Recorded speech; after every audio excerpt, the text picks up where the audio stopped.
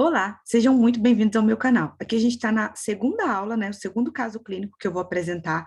Lembrando que esses casos clínicos, eles são enviados por alunos, né? Então, se você tem um caso clínico, que você tem dúvida, quer me enviar para que eu discuta e apresente aqui no meu canal, vou ficar muito feliz com essa contribuição, tá?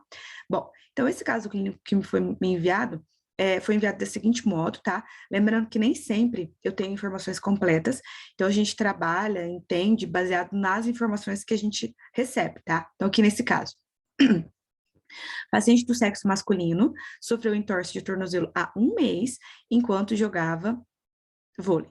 Atualmente, o paciente possui pouco edema e dor que o incapacita, segundo seu próprio relato. Se esse paciente chegasse hoje para você, qual seria seu foco principal? Recuperação funcional ou controle da dor e inflamação? E aí, o que você acha que você faria se esse paciente chegasse hoje? Alguns casos chegam sem diagnóstico, tá? Chegam só com relato, a gente tem que tentar descobrir do que se trata para focar tratamento específico na necessidade, né, de cada caso. No entanto, nesse caso, então, aqui, ó, a gente já sabe que trata-se de entorse de tornozelo. Ok.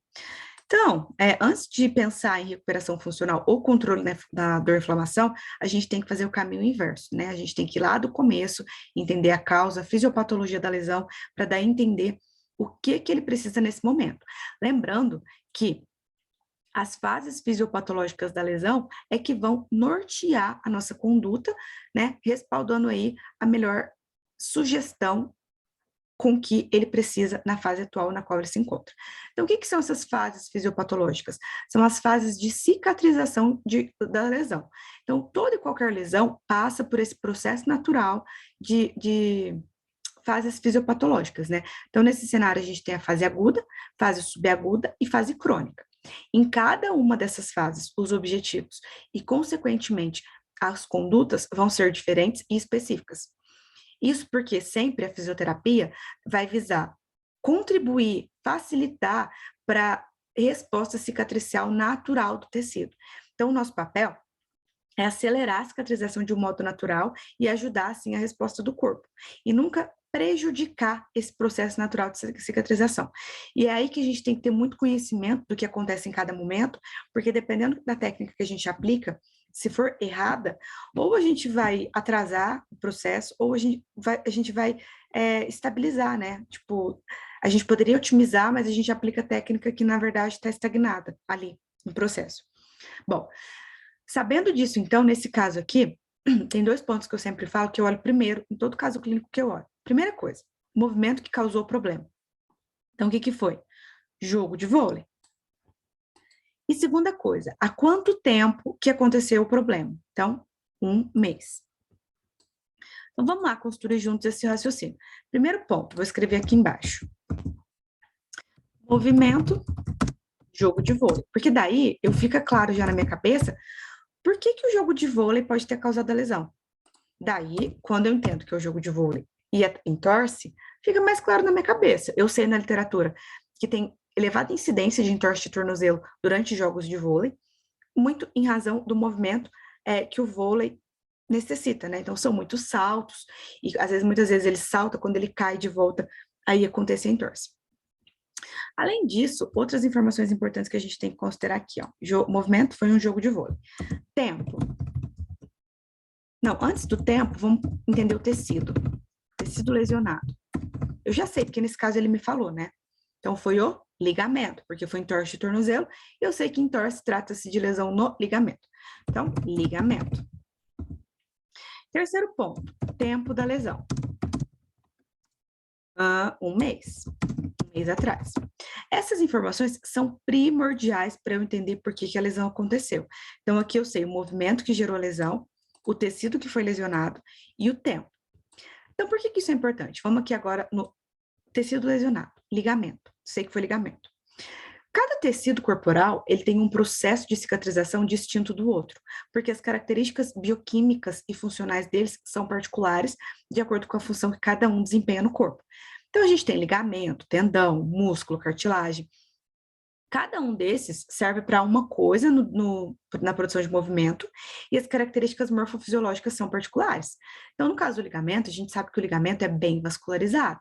Se ele é bem vascularizado, eu sei que isso ajuda uma boa resposta cicatricial. Então, logo de cara, eu já sei que se ele não rompeu totalmente, se foi só parcial, ele tem boas chances de recuperação, tendo em vista que a vascularização local ali é alta, é satisfatória.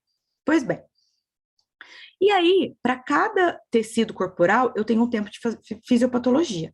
No caso do ligamento, eu já sei que a fase aguda dura de 3 a 4 dias, sei que a fase subaguda dura até 1 mês e meio, e a fase crônica é depois de 1 mês e meio. Se ele já lesionou faz 1 mês, eu sei que ele não está mais na fase aguda. Ele está, então, na fase subaguda. Já sei, pela informação daqui. Ele está, então, na fase subaguda. Por esse tempo, né, 1 mês.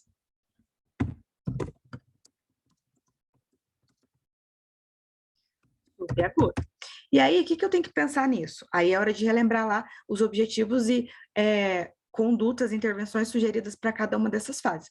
Mas, de cara, a fase subaguda é mais controle da dor e controle da inflamação. Na fase subaguda, eu tenho que começar com força, a recuperação com força não, perdão. Tem que começar de modo progressivo a dar enfoque na recuperação funcional e estabilidade neuromuscular, né? A propriocepção tem que ser bastante trabalhada quando eu penso em exercício, em lesão de ligamento. Bom, sabendo disso, que ele está na fase subaguda, eu já tenho a minha resposta. Eu sei, então, que eu tenho que focar na recuperação funcional e devolver função aí para esse sujeito, né? Então, o que eu pensaria? Objetivos atuais. Recuperar a função e recuperar o controle neuromuscular, que envolve equilíbrio e propriocepção.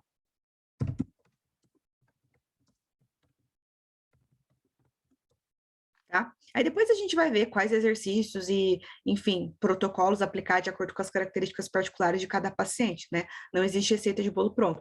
Cada paciente tem necessidade pontual de acordo com suas características particulares. Mas é fato que eu entendo que nesse momento, com 1 mês, não dá mais para ficar aplicando repouso e técnica analgésica. Ele precisa se movimentar. Além disso, muito provavelmente a dor seja decorrente desse edema que ainda está aqui. E talvez nesse momento você esteja perguntando, mas como que eu vou voltar ao movimento se ele ainda tem edema? Perceba o seguinte, muito provavelmente, muito provavelmente, esse edema é o que a gente chama de edema residual. Então, o que acontece? Na presença de uma lesão, existe um processo inflamatório atuante e evidente no local. Então, a circulação no local do tornozelo, ela aumenta para trazer muitas células de defesa ali no local para instalar a inflamação, que é a primeira fase, né? É o primeiro processo que ocorre ali logo como necessidade do processo cicatricial acontecer. Então, eu tenho que na inflamação ocorre uma vasodilatação e por isso que o edema acontece rapidamente, né? Que aumentou ali a circulação para chegar células de defesa ali no sangue necessárias para o processo inflamatório. O que acontece é que na fase subaguda, isso para. A circulação local, ela diminui, porque o processo inflamatório já teve final, já foi acabar, já terminou, e ali agora a gente está em outro momento. Acontece que, como a circulação diminui naquele momento da fase subaguda, o edema da fase inflamatória continua ali, é o edema residual. Seria o que sobrou da inflamação, mas ficou ali parado porque a circulação diminuiu e ele não conseguiu sair, né? O organismo não conseguiu reabsorver aquilo com máxima eficiência, ficando ali, então, residual um edema. Talvez, muito provavelmente, essa dor que incapacita seja em relação ao edema, né? Porque o edema, ele atrapalha a função do local, já que ele, digamos que é um inchado que compromete estruturas vizinhas, né? Ele está ali atrapalhando o movimento, porque ele está incomodando para que as ações funcionais ocorram no local. Nesse cenário, a dor pode ser em relação ao edema, mas a dor também pode ser em relação à própria inatividade local, né?